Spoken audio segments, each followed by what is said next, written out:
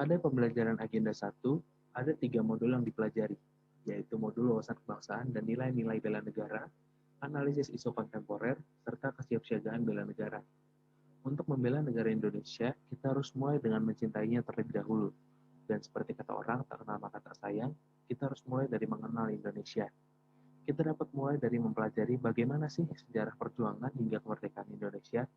Kemudian perlu juga kita memahami konsensus dasar negara, yang antara lain terdiri dari Pancasila sebagai dasar negara, Undang-Undang Dasar 1945, juga status Republik Indonesia sebagai negara kesatuan, serta moto negara kita yaitu Bhinneka Tunggal Ika. Berbeda-beda tapi tetap satu.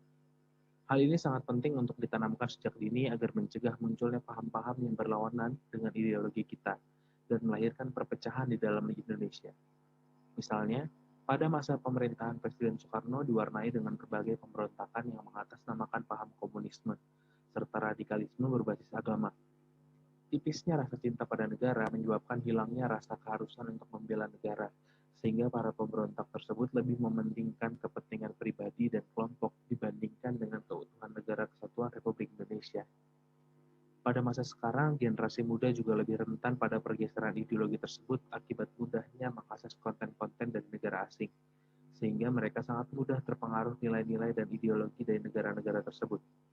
Hal ini perlu diatasi dengan peran penting lingkungan serta orang tua untuk menjadi filter atau saringan agar anak-anak tidak melupakan jati dirinya sebagai bangsa Indonesia.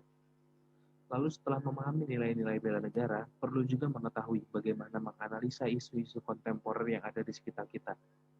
Menganalisa isu kontemporer tersebut dapat dilakukan dengan mengklasifikasikan isu-isu yang ada ke dalam lingkup global, masyarakat, komunitas, keluarga, dan yang paling kecil, individu.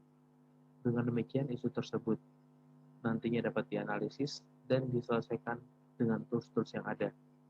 Sebagai CPNS, kemampuan menganalisa isu kontemporer sangat diperlukan agar terhindar dari perangkap korupsi, narkoba, money laundry, dan isu-isu lainnya. Dari agenda ini, saya memahami perlunya memupuk diri sendiri sebagai ASN untuk bekerja secara disiplin dan mengacu pada kemajuan negara Indonesia, sehingga tidak mudah tergoda oleh isu-isu yang tadi disebutkan. Selain itu, saya juga berkomitmen agar kelak tidak menyalahgunakan status saya sebagai ASN untuk kepentingan pribadi dalam kehidupan sosial di luar kantor. Yang terakhir, dengan menumbuhkan kesiapsiagaan bela negara, saya yakin dapat membentuk diri saya sendiri menjadi ASN yang siap secara fisik, mental, sosial, dan spiritual. Dengan demikian, saya dapat menjalankan fungsi saya sebagai ASN dengan sebenar-benarnya. Sekian dan terima kasih.